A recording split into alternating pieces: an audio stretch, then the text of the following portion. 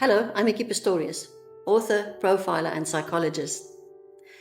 The sixth episode of the television series Catch Me a Killer depicts the case and the investigation of the Cape Town serial killer whom I profiled in 1996. It is uncanny how similar this case is to another case of a serial killer called Cornelius Burger, which happened 60 years prior in 1936. So in 1936 and 1937, the bodies of 4 sex workers were found next to the Potchefstroom road, and Lieutenant Ulf Burberg of the Marshal's Plain Detective Unit in Johannesburg was appointed the investigating officer.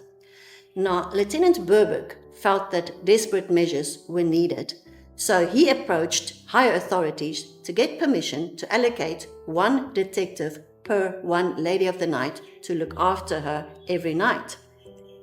And these ladies were supposed as well to elicit a promise from their clients that they would drop them off at exactly the same spot that they picked them up, and the registration numbers of the vehicles were noted. So, the detectives were not allowed to go home at night until all the ladies of the night were home safely and accounted for, much to the annoyance of the detectives.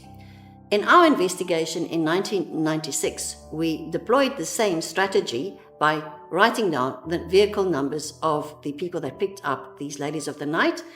We also took their photographs and their fingerprints, because once we found a body, it is very difficult to identify one of them because they use aliases. And they also went missing under the name of their alias than their real names. So when we had their fingerprints and a photograph, we could identify them easier. So getting back to the case of 1937, at 12 o'clock one night, Burberg realized that one of his detectives was still missing.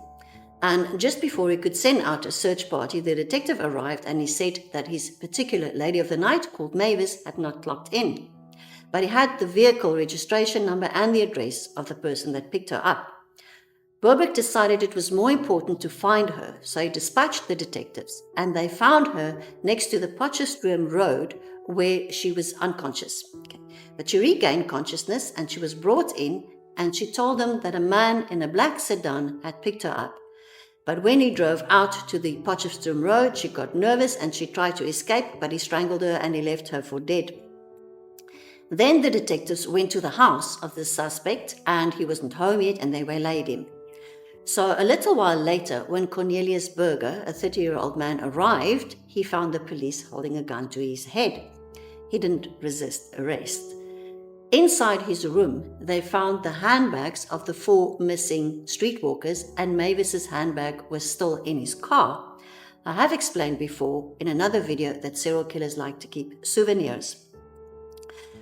So Cornelius was married, but he was separated from his wife, and they didn't talk. They had different bedrooms, and he told the police that he contracted a venereal disease which could not be cured, and that he took his revenge on these ladies of the night by strangling them one by one. In the 1996 Cape Town case, our suspect was divorced, but he lived in a caravan near his ex-wife. He said he also had a venereal disease and that he was also impotent. So getting back to our 1937 case, a doctor found that the venereal disease of Cornelius was so far advanced that it had infected his brain. And he was found him not fit to stand trial due to mental illness, but he was institutionalized and later he died in the institution. In my opinion, Cornelius was driving a car.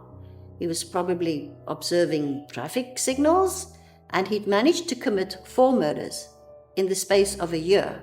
Murders that took organization and planning, and he kept souvenirs and he hid evidence, which all points to a rational mind. So I would have found him fit to stand trial. So our suspect in 1996 case also feigned amnesia and madness, but the psychiatrist found nothing wrong with him and he was found fit to stand trial. And then he was kept in custody and awaiting trial for about a year. And after a year, it was found that there was not enough evidence to charge him, so he was released and the murders continued. So a few years after Cornelius, in the 1940s, another serial killer was operating in Cape Town. On the 14th of September 1940, Miss Evelyn Chambers was in her home in Weinberg baking cookies in her kitchen when she was suddenly overpowered by a young man. She screamed and he fled, and she saw him riding away on his bicycle.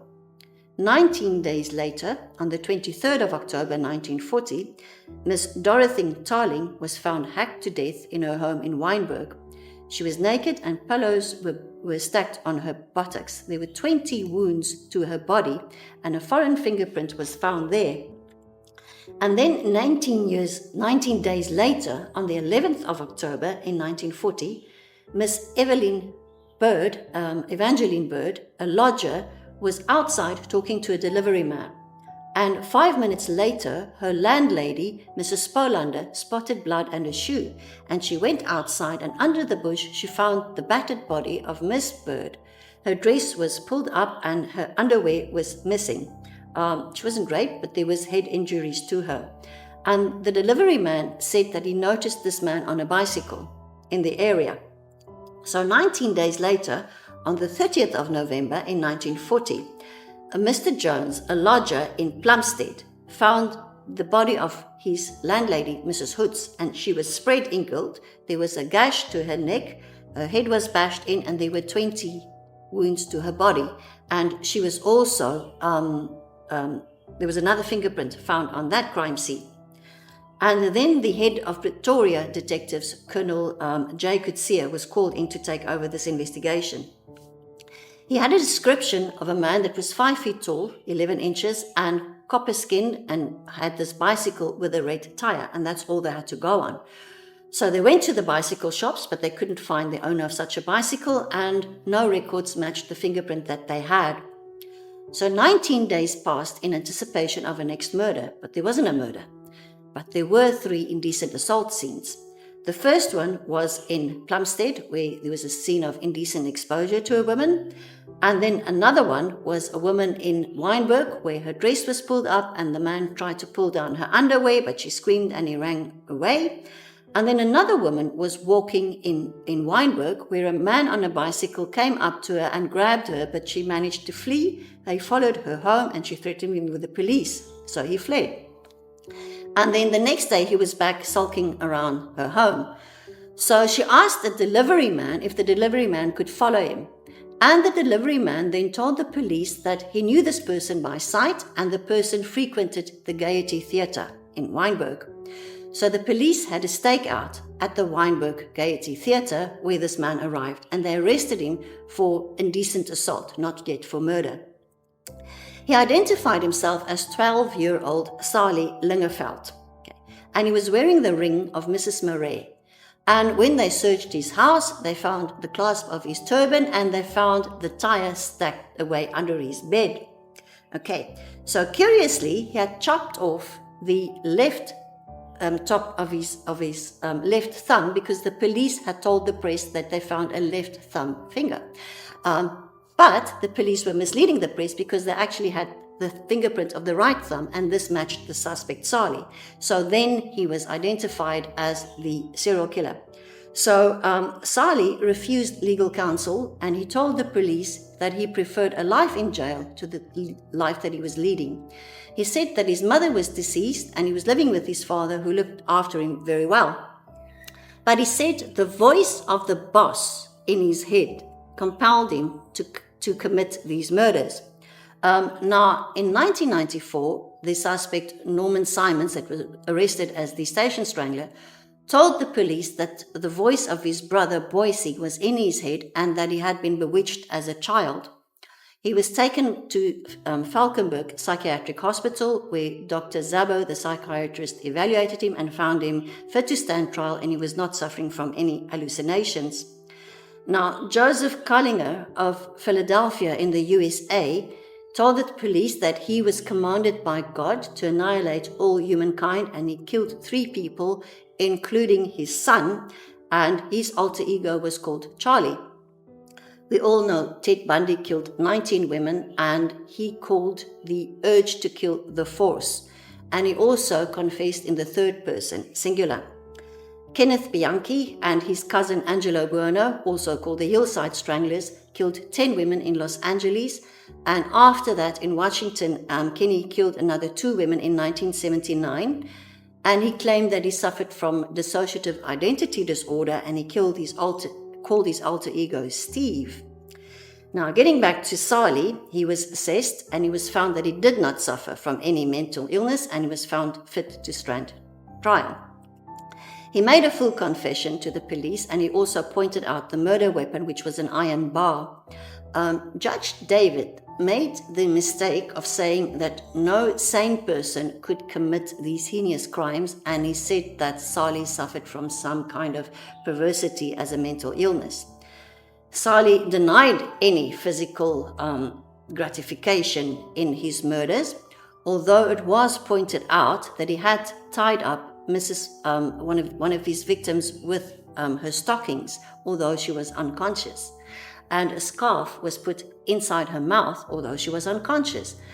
Now, this to me correlated with the later case that we investigated, that of Sifu Twale, the sugarcane killer, who also tied up his victims and put a little cloth in their mouths, although they were unconscious. So clearly these men shared a fantasy that they acted out on their crime scenes.